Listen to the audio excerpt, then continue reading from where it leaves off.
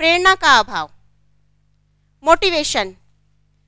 जहाँ बच्चे को मोटिवेशन नहीं मिलता है वहाँ भी बच्चा नहीं सीख पाता है।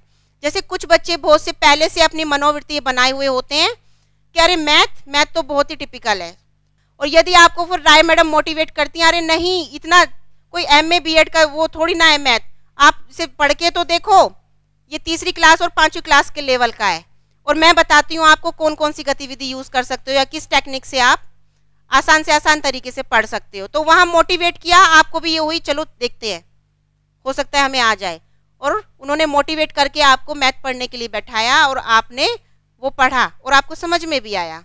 तो यहाँ एक मोटिवेशन की बात हो रही है। यदि बच्चे को अभिप्रेरित किया जाए तो वो कोई भी काम कर सकता है, सीख सकता है। तो मोटिवेशन भी बीच बीच में क्लास में देना चाहिए। नेक्स्ट है गलत क्रम।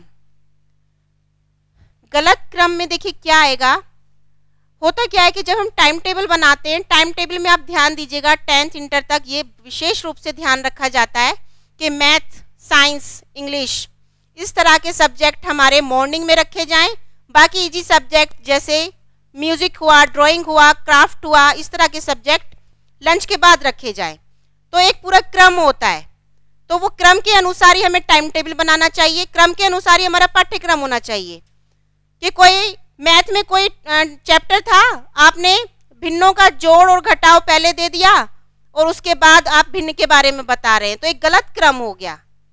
आपने पहले ही जोड़ घटाव में भिन्न होती क्या है पहले वो बताई जानी चाहिए थी, लेकिन वो आपने बाद में रखा और वो टिपिकल टॉपिक आपने पहले रख दिया, तो वो एक गलत क्रम हो गया।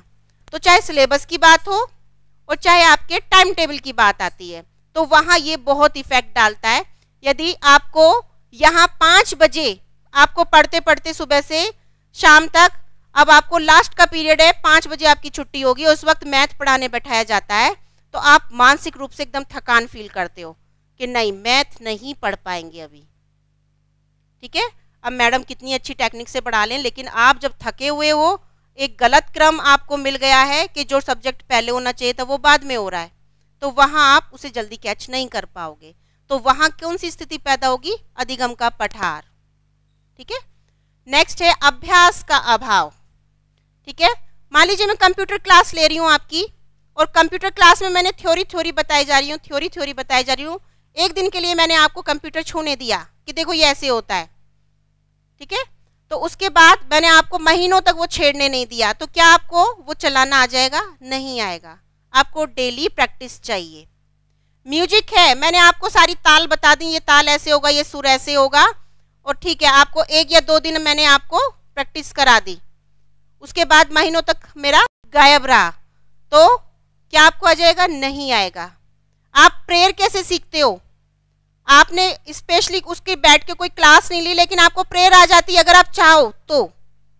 कैसे आ जाती है? आप डेली सुन रहे हो, डेली आपके यहाँ प्रेयर होती है, राष्ट्रगान याद हो जाता है। आपने स्पेशली कभी बैठ के रटा है राष्ट्रगान? कभी नहीं। आपको डेली प्रैक्टिस करते करते बाकी बच्चों के साथ वो आ गया। तो यहाँ क्या है? अभ्यास। लेकिन आपके मन में होना चाहिए सीखने का, तभी कर पाओगे। अगर आप सोच के ही बैठें कि नहीं मुझे करना ही नहीं है, तब नहीं। ठीक है, तो ये अभ्यास का अभाव जहाँ होगा वहाँ आपका अधिगम का पठार की स्थिति पैदा होगी। नेक्स्ट है सामग्री का एकांगीपन। सामग्री के एकांगीपन से देखिए तात्पर्य ये है, मान लीजिए मैं आपको पढ़ा रही हूँ ज्योग्राफी, और उसमें पढ़ा रही हूँ आपको अक्षांश देशांतर रेखाएं या दिन रात का होना, ये सब मैं आपको पढ़ा रही हूँ। तो उसमें क्या होगा कि मैं आपको केवल थ्योरी बताई जा रही हूँ कि देखिए सूर्य होता है बीच में, पृथ्वी उसके चारों तरफ घूमती है, चंद्रमा उसके चारों तरफ घूमता है। अब छोटे बच्चे को यही नहीं पता है कि उसकी शेप क्या है और कैसे घूमते हैं, ऐसे कैसे घूम जाएगा।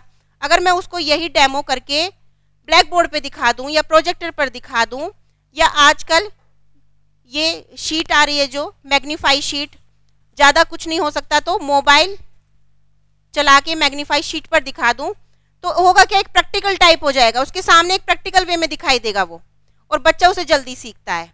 और जहाँ मैं केवल थ्योरी बताई चली जा रही हूँ, वहाँ बच्चे के सर से ऊपर जाने लगता है, जब उसको पता ही नहीं है कि क्या है ये चीज़। ठीक है, तो यहाँ वही बताया गया है कि एकांगीपन जहाँ पर होगा वहाँ अधिगम के पठार की स्थिति पैदा होगी।